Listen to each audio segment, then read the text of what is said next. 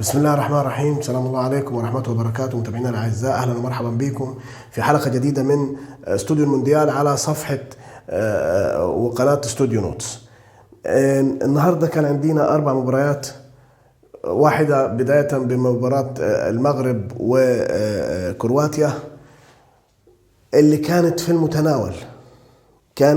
المتناول من وجهة نظر الشخصية. المغرب كان ممكن يقتنص ال3 نقاط لأن كرواتيا كانت سايبه له الكورة بالعربي، وهو كان عارف يقفل مرات التمرير على خط وسط كرواتيا اللي هو يعتبر قوة أو مركز قوة في منتخب كرواتيا. عرف عنده لعيبة عارفة كويس أدوارها. وليد ركراكي محفظ لعيبته أدوارهم الدفاعية أكتر كويس جدا، ينقصهم بعض التوفيق في اللمسة الأخيرة. مع حارس مرمى يحسب للتاريخ للمغرب ياسين بونو، بصراحة شديدة يعني من وجهة نظري. في كورتين جوا الجون طلعهم، في كورتين جوا الجون، أي حد تاني جوا الجون طلعهم بكفاءة شديدة جدا. طبعا كان في الشوط الاول في ضغط عالي من المغرب وتكتل لكرواتيا. في الشوط الثاني كان في خروج حذر للكروات. طبعا ده كله لان كرواتيا كانت عايزه تعمل زي ماتش الملاكمه، الضربه القاضيه، عايزه تخطف. لكن ياسين بونو كان ليه راي تاني. المباراه الثانيه وبعيدا عن القرف اللي كانت مصدراه المانيا في صوره المباراه، المانيا ومدربها هانز فليك اللي من وجهة نظر الشخصية مدرب مفترس متوحش، بينهش بالمعنى اللفظي، بينهش الفريق اللي قدامه. لكن عنده عيب خطير نفس عيب جراديولا، اللي هو أنا هحرم اللي قدامي من حتى الخروج أو التدرج أو حتى الكرة الثانية، فبالتالي مش هحتاج لدفاع، أي حد ممكن يدافع. وده خطأ لأن اللي قدامك ده مش كرسي. الخطأ ده كلف جراديولا نهائي الأبطال قدام تشيلسي، وكلف النهاردة هانز فليك نقاط المباراة بالذات في الهدف الثاني. الشوط الأول حرب ضروس، وحارس مرمى منتخب اليابان هو رجل المباراة، حرب ضروس. لكن حارس المرمى كان واقف على ثبات. خطوط اليابان منظمة جدا جدا، يعني ميدن جبان ده اللي احنا متعودين عليه يعني منيهم الدقة والنظام. الشوط الثاني ابتدوا يخرجوا بحذر، وهانز فليك ساعدهم اكتر بتغييراته. خروج مولر وموسيالا وجوندوجان واوا سهل المأمورية، خف الضغط على دفاعات اليابان، فبقت تقدر تعمل دفاع متقدم شوية وتعرف تضغط عليك وتعرف تستلم في المساحات. وكمان الدليل على ضعف دفاعاتك الهدف الثاني اللي اللاعب استلم الكرة الطولية على طرف الملعب ودخل بها لغاية 18، وخطأ نوير الغريب جدا في ان الكرة تخش في الزاوية الضيقة. يعني انت واقف في نفس زاوية الكرة، تنزل والكرة تخش جون، يعني على حارس مرمى دولي وبتاريخ وامكانيات نوير، يعني شيء غريب. المباراة اللي بعد كده معانا كانت طبعا بغض النظر كده ان المانيا بقت في موقف حرج جدا. ليه؟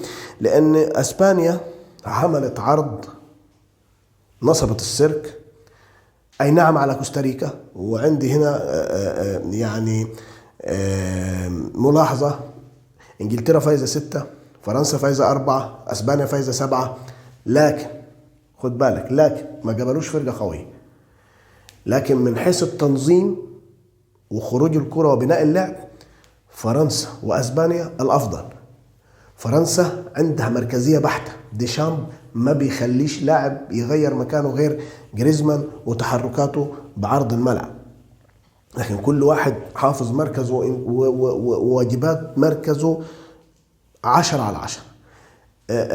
لويس إنريكي مع أسبانيا الموضوع عاكس معاه شوية، بيلعب بلا مركزية، خط وسطه متنوع التحركات، بيفتح مرات للتمرير. من كتر التحركات اللي بيعملها بتبص تلاقي في نهاية الهجمة في 2 فاضيين جاهزين للتسديد، وده كان باين جدا بغض النظر الخصم مين. بس أنا بقول إن أسبانيا بتدي رسالة بالذات لألمانيا، انت هتركب سلم الطياره الماتش الجاي، لان الماتش الجاي يعني كمان ده الامور كلها جايه معاكسه المانيا. اليابان الماتش الجاي مع كوستاريكا، والف به كوره بتقول ان اليابان فايزه الماتش ده، فكده هي ضمنت التاهل، الموضوع انتهى. تعال انت بقى المانيا خسرانه، اسبانيا فايزه، لو تعادلت المانيا بره، لان من وجهه نظر الشخصيه اسبانيا مع اليابان المباراة في صالح اسبانيا اكتر من وجهة نظري انا الشخصية يعني. طبعا كرنفال اهداف، وده يقول لك ان اي حد هيسجل. تنوع المهدفين في منتخب اسبانيا بيقول لك ان المنتخب خطر، واي حد عنده الفينش كويس. طبعا بالنسبة لأصغر لاعب في المنتخب وعلى تاريخ كأس العالم اللي سجل جافي، دي حاجة طبعا تحسب لهم يعني، وتحسب للويس انريكي النازل بمعدل الأعمار لدرجة 17 و 18 سنة. بلجيكا هولندا من وجهة نظري فوز غير مستحق لبلجيكا. بلجيكا وكندا سوري، بلجيكا هولندا أنا أفتكر تنظيم يورو 2004. بلجيكا وكندا فوز غير مستحق لبلجيكا.